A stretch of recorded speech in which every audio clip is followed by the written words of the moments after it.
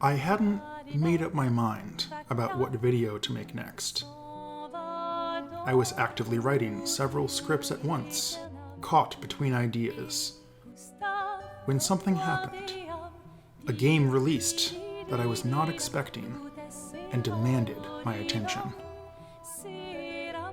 I was almost frustrated to discover how good it was, to realize that I suddenly was at the whim of a novel artistic vision that I had to see through. But fortunately for us, there's a lot to say about this game. So whether you've started playing it or not, it's time for us to begin talking about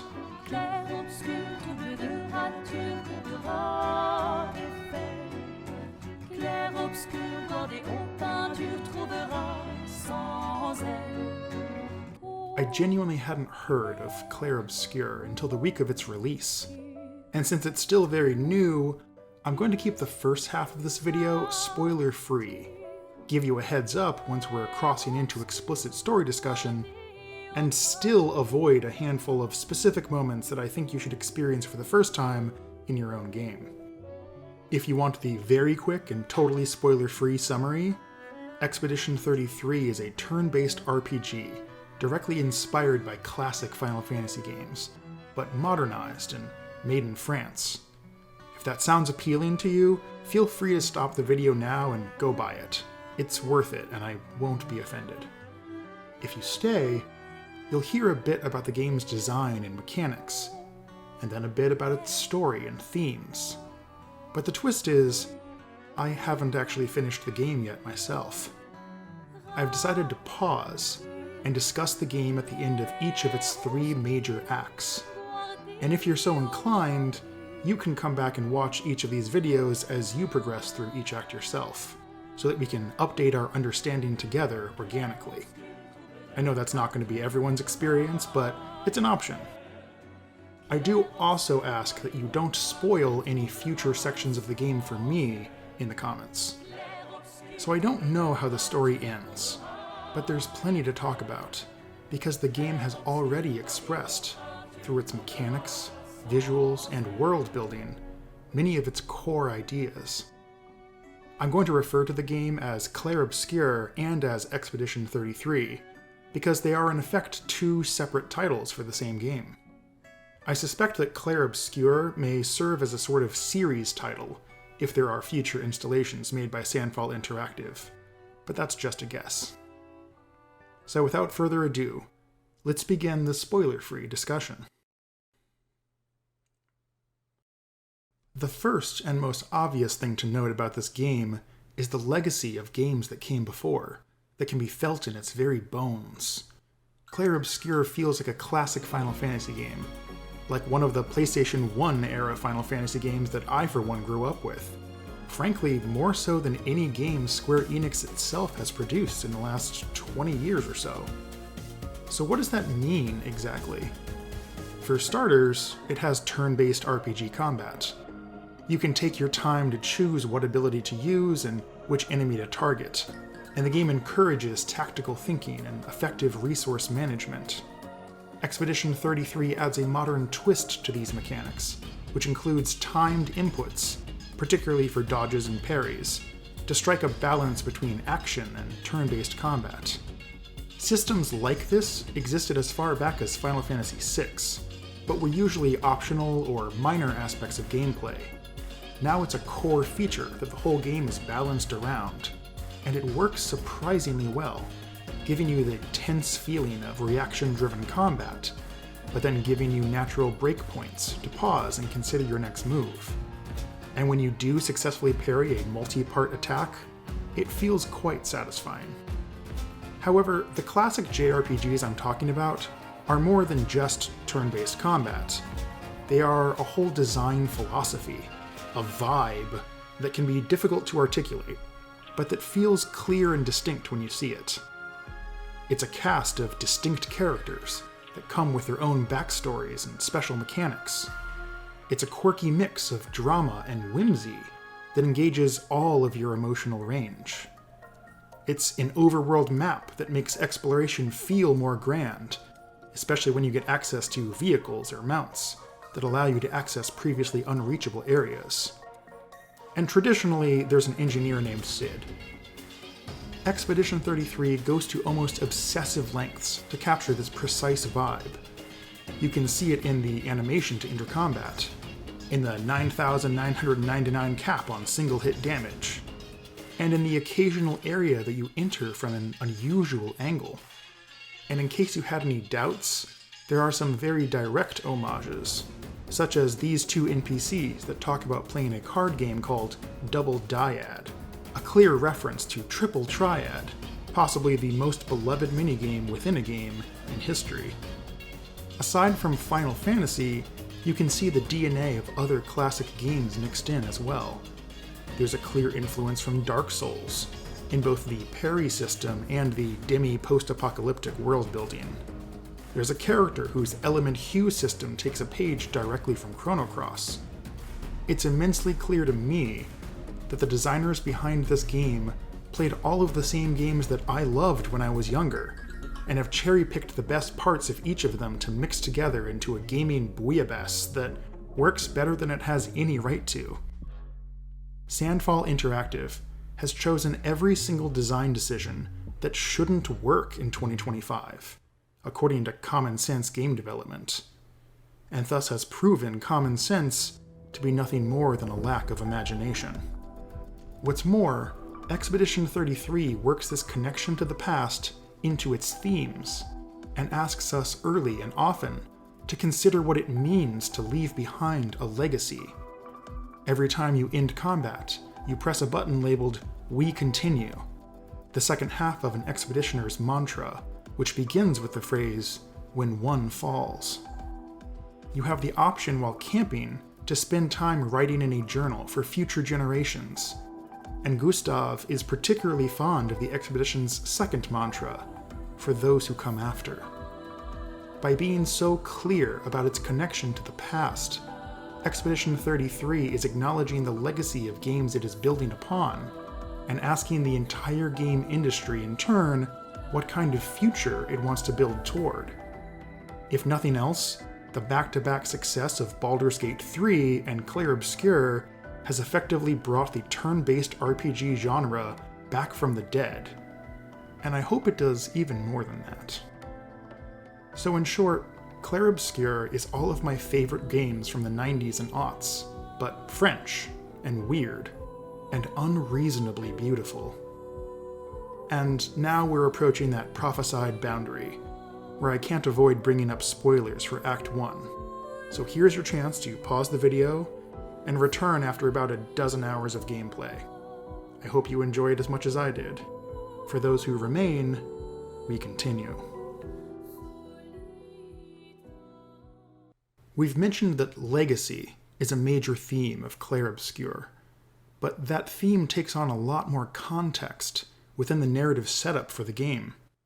We begin our story in the city of Lumiere, a sort of bizarro Paris, complete with a twisted Eiffel Tower and l'Arc de Triomphe split in half by a mysterious event called the Fracture. We find a city covered in flowers, with people gathering to witness a melancholy but beautiful event called the Gommage, which translates roughly as the erasure.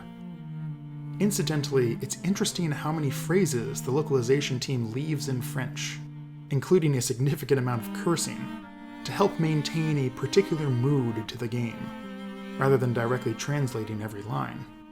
This evokes a sense that there is a particularity to the words, and in this case, gommage evokes the image of someone taking an eraser and literally scrubbing someone out of existence. And we do have a someone, a specific malefactor called the Paintress, who awakens upon the day of the gommage and paints a number in the sky. At that moment, every person over the painted age simply disappears from the streets of Lumiere in a flurry of flower petals.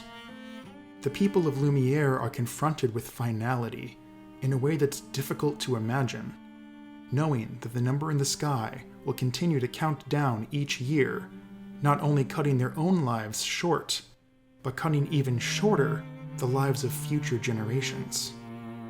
So we get the first of many difficult questions that the game asks us. Is it ethical to bring new life into a doomed world?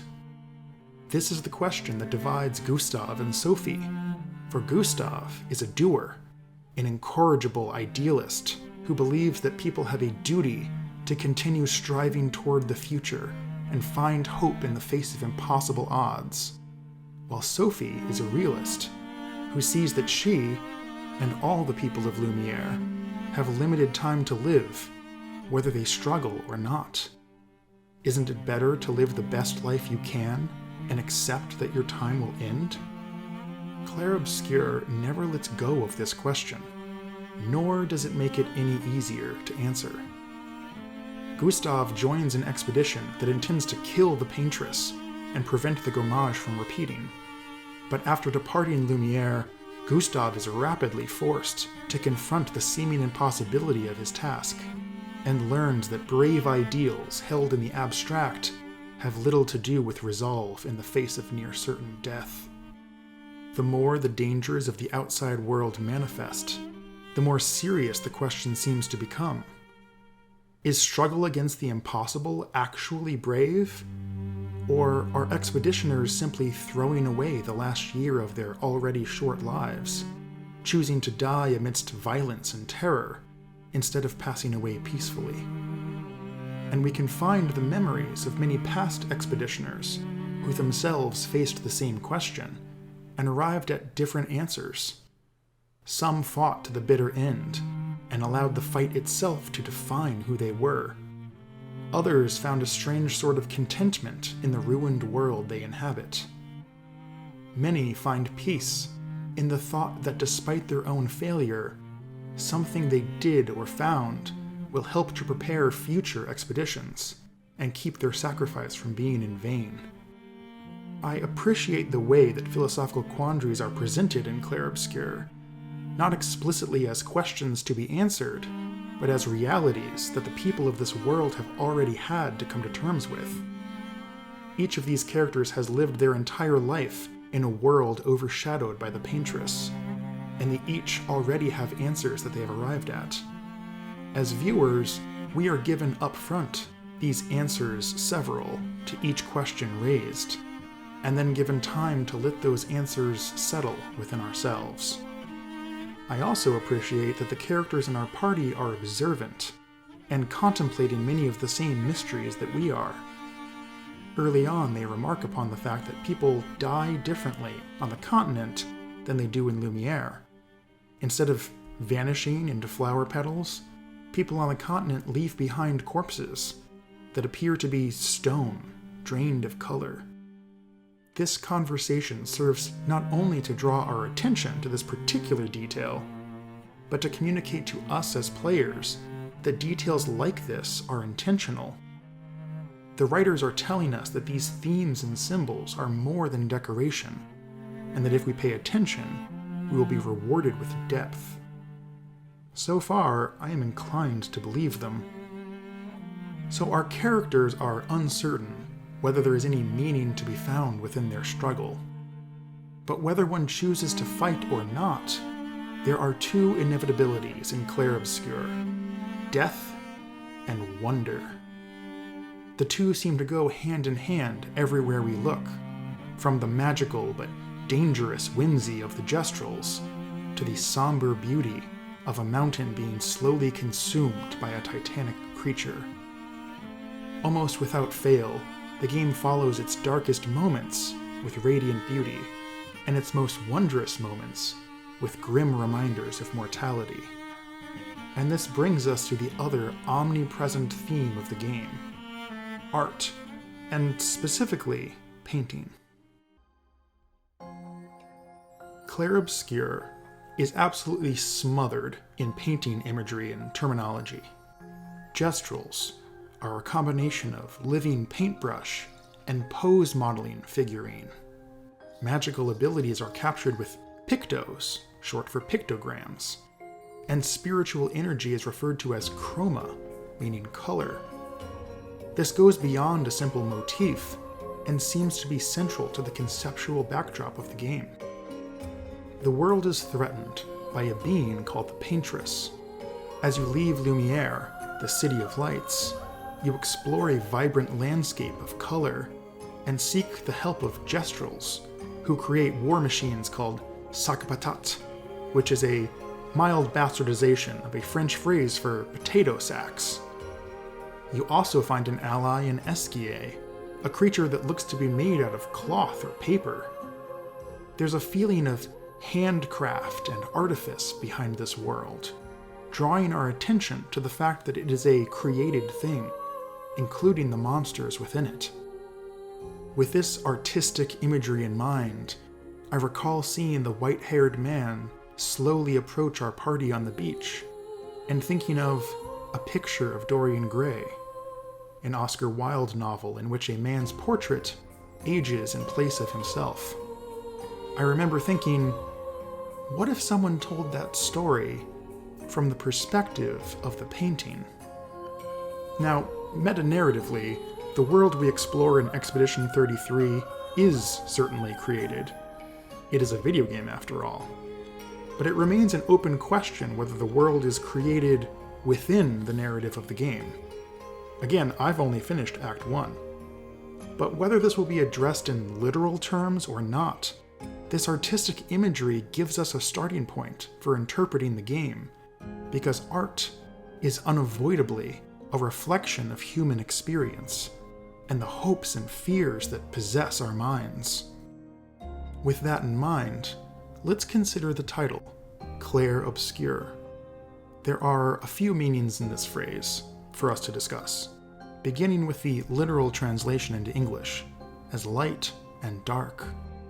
There is a sense that these things are naturally paired, and the game brings our attention to the fact that the light and dark aspects of experience are entwined. But more specifically, the words are direct analogs to the English words clear and obscure, which are more particularly used to describe light from the sky, from the sun or the moon, as in clair de lune, a phrase for moonlight, and the title of one of the most famous pieces of music ever written. And there is an even more specific and relevant meaning to the phrase, as Clair Obscur is the French analog of Chiaroscuro, a technique used in painting to compose a piece around the contrast of light and shadow. Perhaps the most famous example is Caravaggio's Calling of St. Matthew, where the hand of Jesus emerges from a deep shadow while light is cast directly upon the reticent apostle, calling him to service. The key is that the dramatic effect used by artists like Caravaggio lies within the contrast, the interplay of light and dark together. And this interplay is inescapable in Clair Obscur. Consider the Gestrels, who generally read as silly and fantastical creatures, like this one guy who just wants to dance and then cannot be stopped once he starts. Despite how lighthearted this section of the game feels, we can find a journal entry from a past expeditioner who was actually killed by the playful fights of the Gestrels. We are given a similar warning about Esquier, who is said to be friendly, but to occasionally eat people. By the way, exceptional character design here. I have not yet once looked upon Esquier without simultaneously thinking that he is cute and deeply creepy. The fact that my brain still hasn't settled on an interpretation and reads him both ways is a testament to the careful balance of the designers, because I'm certain that's what they were going for. The point is that a major current running through Clair Obscur's story is the notion that life is holistic. It's not something that can be tamed, conquered, or perfected, but simply embraced. Sophie wants to live in the moment, while Gustav wants to change the world. And in some sense, they are both right. There's a lot more we can say about Expedition 33, but I still have 2 full acts to play through. There is definitely a theme about identity and how a person is built out of different aspects of themselves. There's a theme about the nature of a monster and how inextricable monstrousness is. And there's a theme about how color, ink, the weight of human experience, blocks and captures light and obscures your perception. There's a lot the game has left to say to me before I try to say all of it to you. But before I go, I will mention one more artistic term that the game has brought up evocatively at the very end of Act 1. Verso is a term used in the art world to refer to the backside of a painting, the side that is normally blank. I'll let that notion nibble at the corner of your brain for now, and I suspect that in the future I will have something more specific to say about it. So for now, thanks for watching, and if you want to hear more of my thoughts about Expedition 33, then let both me and the algorithm know that this was some engaging content. Till next time.